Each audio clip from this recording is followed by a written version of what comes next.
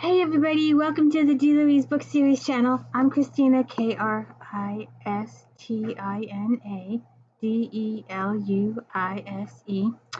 And as you may or may not know, I'm a series person. I like series.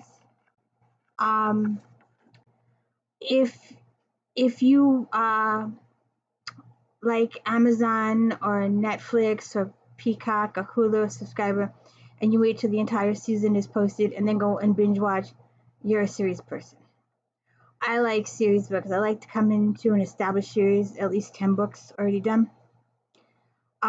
If you watch General Hospital or Days of Our Lives and get involved in the characters, if you scream at the TV when your character's about to do something stupid, you're a serious person. You like to get involved. And my favorite series is Nora Roberts or J.D. Robb's uh, Death series or the Eve Dallas series. Eve Dallas is a lieutenant in the New York City Police and Security Department. And it's a little futurist because some people shy away from it because it's futurist, but it's really not. Just let that go. And by the end of the series or in the middle of the series or whatever, you're going to want an auto shop. I don't know if you've worked 70s, 80s, whatever.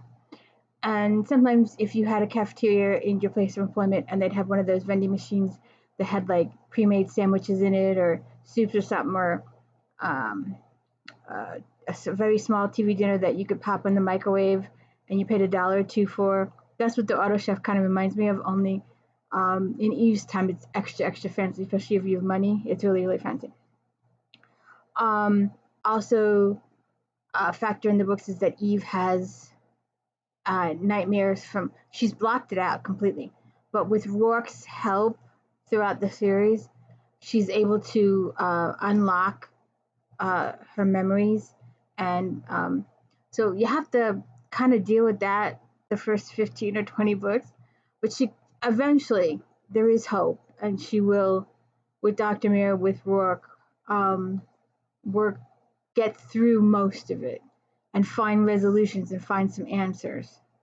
I'm going to go through the whole series in between my other postings. So the first book is Naked in Death.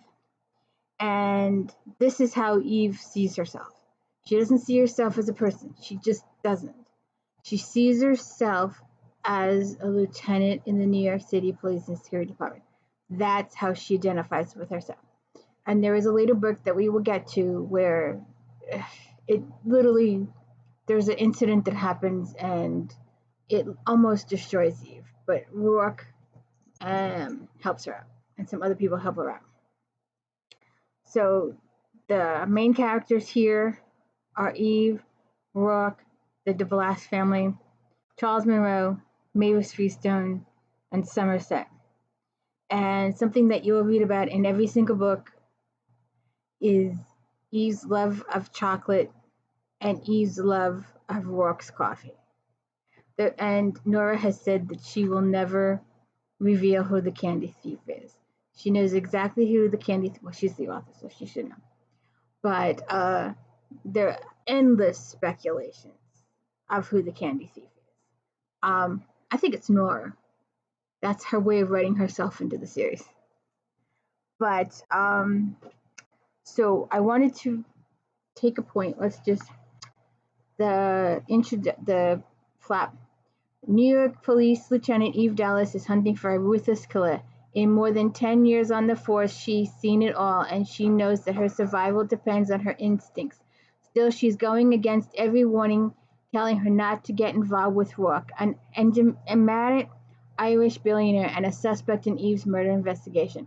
But passion and seduction have rules of their own, and it's up to Eve to take a chance in the arms of a man she knows nothing about except the addictive hunger of his needing touch and his coffee. So let's see here. I wanted to. More than one head turned in his direction for a quick study or in the case of a shapely brunette, a not-so-subtle flirtation. Rourke responded to both the same way. He ignored them. At first study she would have judged him as a cold and icy fortress of a man who guarded himself against any and all. But there must have been heat. It took more than discipline and intelligence to rise so high so young. It took ambition, and to Eve's mind ambition was a flammable fuel. He looked straight ahead as the dirge swelled, then without warning he turned his head, looked 5 pews back, across the aisle, and directly into Eve's eyes. It was a surprise that had her fighting not to jolt at that sudden and unexpected punch of power. It was will that kept her from blinking or shifting her gaze. For one humming minute they stared at each other. Then there was movement and the mourners came between them as they left the church.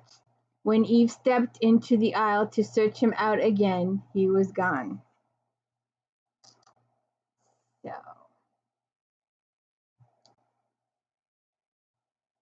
wanted to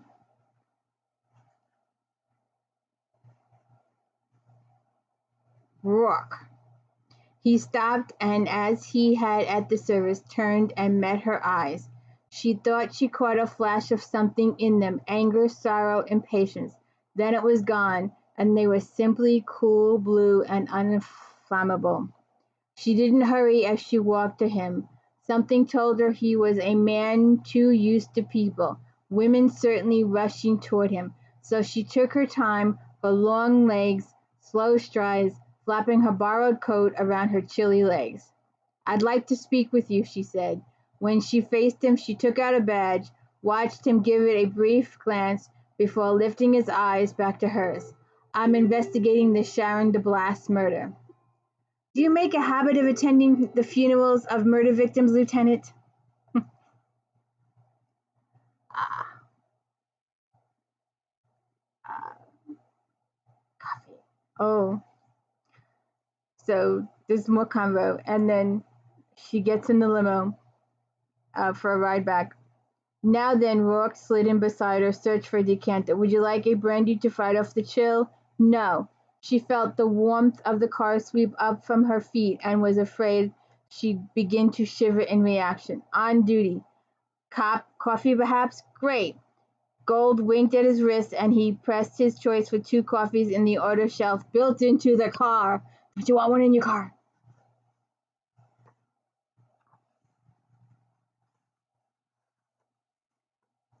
"A woman after my own heart." Moments later he opened the protective door and offered her a china cup. "China, in the car!" "We have more of a selection on the plane," he said. "I bet." The steam rising from her cup smelled like heaven. Eve took a tentative sip and nearly moaned. It was real. No simulation made from vegetable concentrates to the usual since the depletion of the rainforest in the late 20th century. This was the real thing, ground from rich Colombian beans, singing with caffeine. She sipped again and could have wept. That's it. Eve's gone. Coffee's it. That's her life. Every single book is a coffee. But I had one more little it tip for you that I really um uh, so this is many chapters later.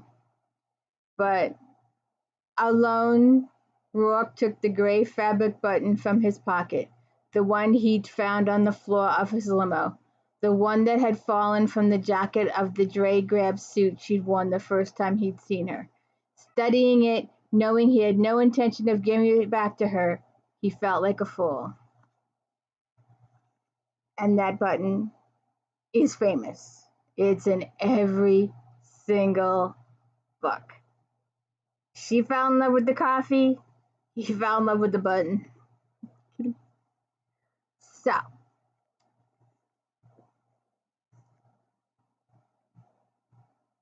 please like and subscribe.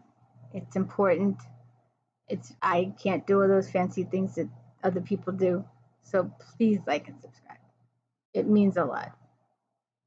and this is my favorite series.